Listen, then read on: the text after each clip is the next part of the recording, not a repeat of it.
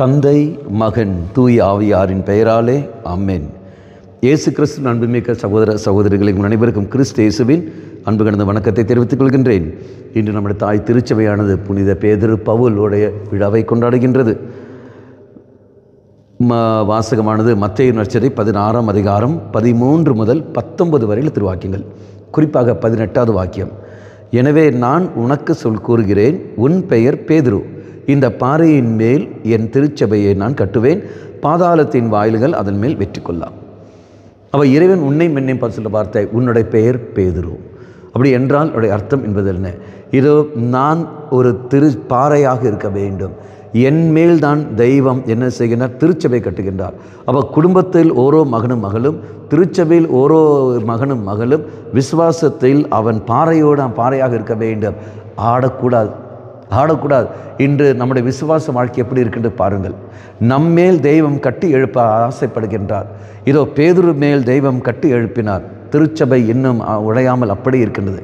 ஆனால் அந்த திருச்சபையில் ஒரு அங்கமாக இருக்கிற நீங்களும் நானும் இதோ எப்படி இருக்கின்றோம்? அதுக்கு தூணாக இருக்கிற நீங்களும் நான் எப்படி இருக்கின்றோம்? நாம் எந்த விதத்தில் இருக்கின்றோம்? ஆடுகின்றோமா? தளர்ந்து இருக்கின்றோமா? அல்லது உறுதியோடு இருக்கிறோமா?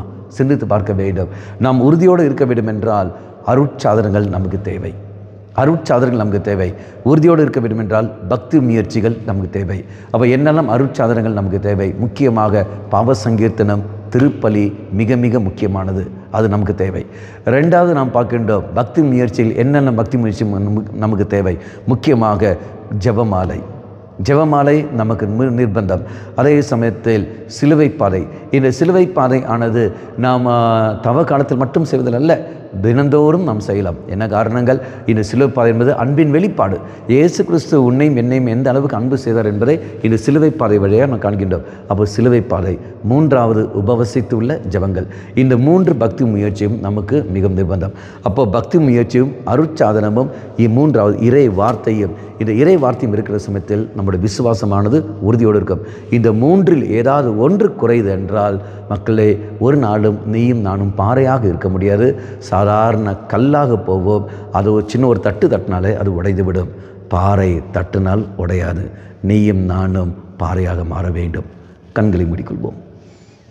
நல்லவனாய தெய்வமே, இதோ இன்று திரு தூதருடைய விழாவை கொண்டாடுகிற நாங்கள், நீர் எவ்வாறு பேதுருவை பார்த்து உன்னுடைய பெயர் பேதுரு, ராய்பரை பார்த்து உன்னுடைய பெயர் இதோ பேதுருன்னு சொன்னீரோ, அதே போல் ஆண்டவரே, நாங்களும் பாறையாக இருக்க ஆசைப்படுகின்றோம்.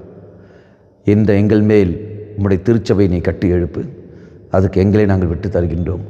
அதற்கான கிருபையையும் ஞானத்தையும் தந்தருளும்.